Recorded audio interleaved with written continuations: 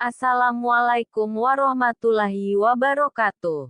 Baiklah, pada kesempatan kali ini kakak akan berbagi cerita inspiratif dengan judul Sayembara Menjadi Raja. Namun sebelumnya, silahkan di-like dan di-subscribe channel ini. Kita simak ceritanya. Terdapat sebuah kerajaan yang aman, adil, makmur, dan sentosa karena dipimpin oleh raja yang bijaksana. Sang raja sudah memimpin kerajaan sejak usia muda hingga sekarang di masa tua belum pernah digantikan oleh siapapun. Dan rakyatnya tak pernah keberatan karena sang raja memerintah kerajaan dengan cukup adil. Sang raja ternyata bosan. Ia ingin turun tahta dan mencari pengganti. Namun uniknya ia tidak menyerahkan posisi raja kepada anak keturunannya, tetapi malahan mengadakan sayembara untuk mencari sosok yang pantas menjadi raja. Disebarlah pengumuman ke seluruh negeri bahwa raja akan mencari pengganti. Siapapun boleh menjadi raja, dari rakyat jelata sampai kaum bangsawan, dengan dua syarat yang harus dipenuhi. Syarat pertama, siapapun yang terpilih hanya boleh menjadi raja selama 5 tahun. Tidak lebih, tidak kurang. Syarat kedua, setelah menjalani masa 5 tahun, maka raja yang terpilih akan dibuang dan diasingkan di pulau seberang laut. Syarat pertama tentu saja bukan masalah besar. Namun syarat yang kedua adalah yang terberat. Karena semua orang tahu seperti apa pulau seberang laut, yaitu sebuah pulau yang masih berupa hutan rimba liar dan penuh dengan binatang buas. Siapapun yang dibuang ke sana sama saja dengan hukuman mati dan karena itulah meski sudah sekian lama, belum ada yang mengajukan diri menjadi raja. Akhirnya suatu hari datang seorang pemuda yang menyatakan kesanggupannya menjadi raja dan menerima dua syarat tersebut. Pemuda ini sebenarnya adalah pemuda biasa yang ingin merasakan bagaimana nikmatnya menjadi raja karena selama ini ia hidup pas-pasan dan setelah berpikir panjang lebar ia nekat untuk melamar menjadi raja. Maka diangkatlah dia menjadi raja dan mulai saat itu ia akan mendapatkan pelayanan layaknya seorang raja. Harta berlimpah, wanita cantik, makan dan minuman enak dan fasilitas istimewa lainnya.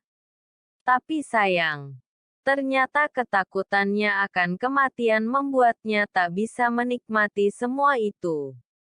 Tahun pertama, dia mulai gelisah karena umurnya tinggal 4 tahun lagi.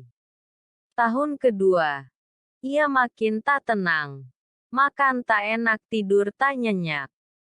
Tahun ketiga, ia mulai menyesali keputusannya menjadi raja. Tahun keempat, ia benar-benar tak bisa menikmati apapun yang ada di hadapannya.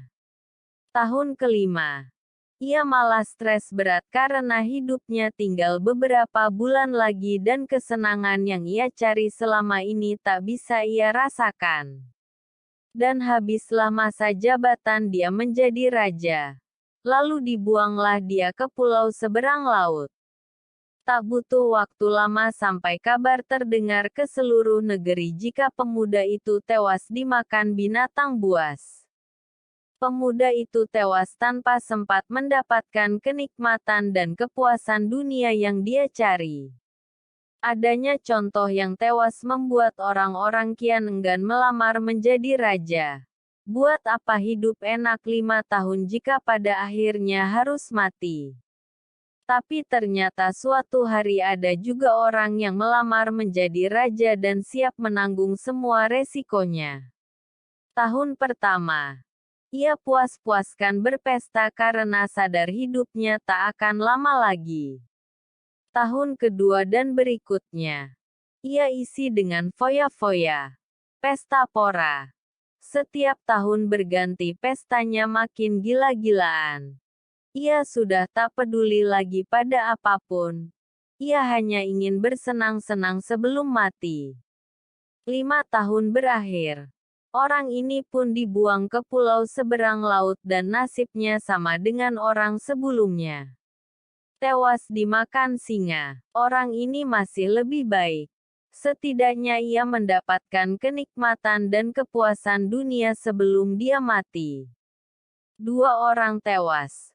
Membuat banyak orang melupakan mimpinya menjadi raja. Meskipun mereka masih penasaran. Apakah masih ada orang yang cukup bodoh untuk melamar menjadi raja?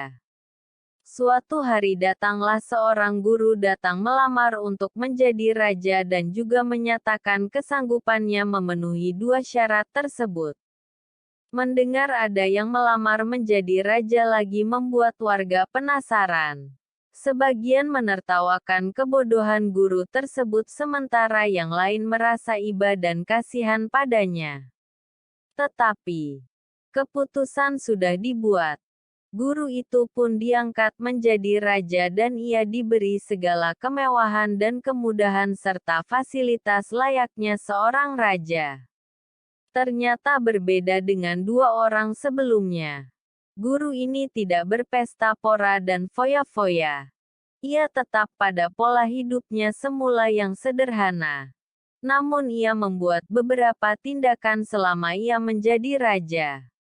Tahun pertama, ia kumpulkan seluruh pasukan kerajaan dan ia perintahkan pasukan itu pergi ke pulau seberang laut untuk membabat habis hutan rimba di sana dan memindahkan semua binatang di sana ke tempat lain. Sebagai raja tentu perintahnya dipatuhi. Dan begitulah akhirnya. Di tahun pertama menjadi raja, ia telah membuat pulau seberang laut menjadi pulau kosong yang siap huni.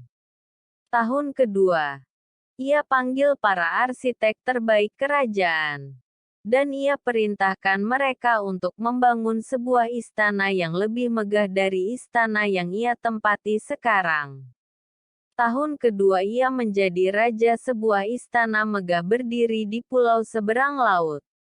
Tahun ketiga, ia mengumpulkan harta, perabotan, dan barang-barang lain dan ia kirim ke istana seberang laut. Tahun keempat ia mengirim orang-orang untuk menjadi pelayan dan pengurus istana. Mulai dari tukang kebun, koki, tukang sapu, dan beberapa prajurit. Tahun kelima ia mengirim keluarganya ke istana itu.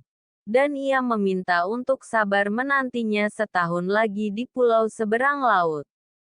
Dan akhirnya, habislah masa jabatan dia sebagai raja dan sesuai perjanjian guru ini pun dibuang ke pulau seberang laut. Ia hanya tersenyum dan berkata, "Saya memang menunggu waktunya saat saya dibuang." Dan ia pun dibuang ke pulau seberang laut dan hidup bahagia bersama keluarganya di sana. Di sebuah istana yang mewah dan megah. Demikian ceritanya. Wassalamualaikum warahmatullahi wabarakatuh.